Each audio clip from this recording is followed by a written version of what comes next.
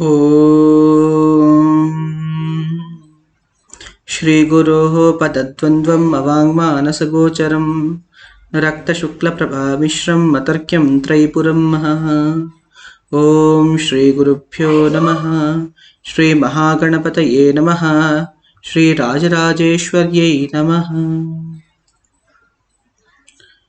श्रीमात्रे नमः।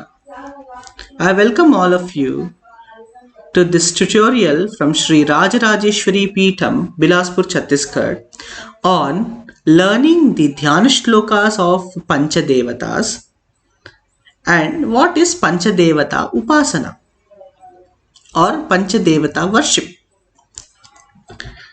Before going to topic, we should understand who are these Panchadevatas and from where the concept of doing Aradhana of Panchadevatas came.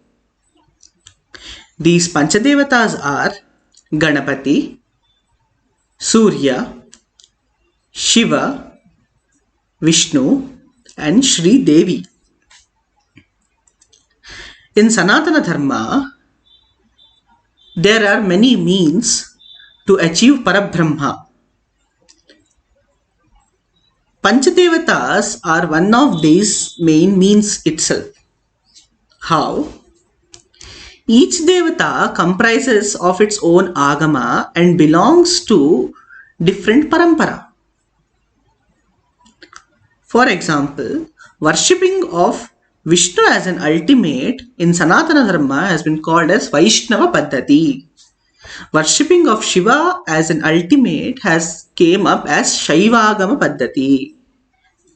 Worshipping of Surya has came as Sauramana.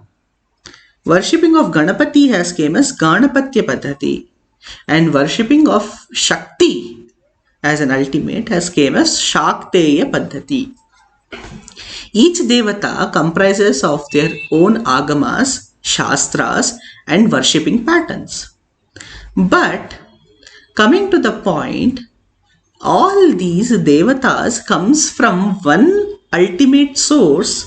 All the swarupas comes from the energy behind each devata is same, but all the swarupas comes from one ultimate source, which is Parabrahma, Nirakara Shuddha Chaitanyatmaka Parabrahma. So when Sri Adi Shankara Bhagavatpada in 8th century has taken his avatara, at that spot of time in Bharatavarsha, all these agamas, all these paramparas were fighting between each other who is the supreme. But there was no one who can prove that there is nothing different between each sampradaya. The ultimate goal of each sampradaya is different. At that spot of time, Sri Bhagavatpada, who was Sarva Shastra Kovida, the one who knows all the shastras and agamas, had proved this essence of Panchadevatas and created a Upasana Paddhati or Nitya Archana Paddhati or Nitya Aradhana Paddhati for all the Sanatana Dharma Avalambis to practice every day in as possible manner as they can.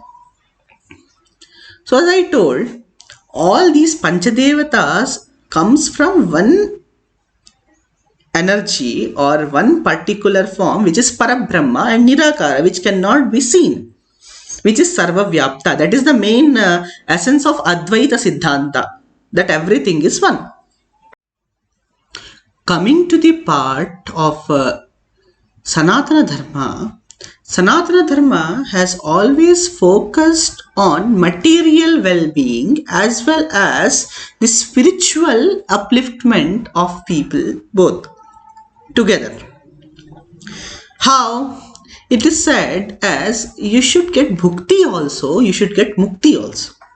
How you will get bhukti and mukti? For bhukti you will do karma. For mukti you should uplift yourself spiritually. How? Mukti is not a state which you get after that. Mukti is a state which you get when you are alive only.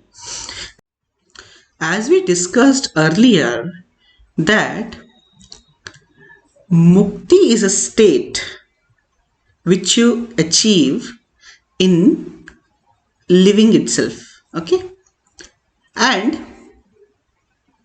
for that you can't jump in one step. You are supposed to go step by step. In more easy terms, without a particular means, you can't achieve a particular state.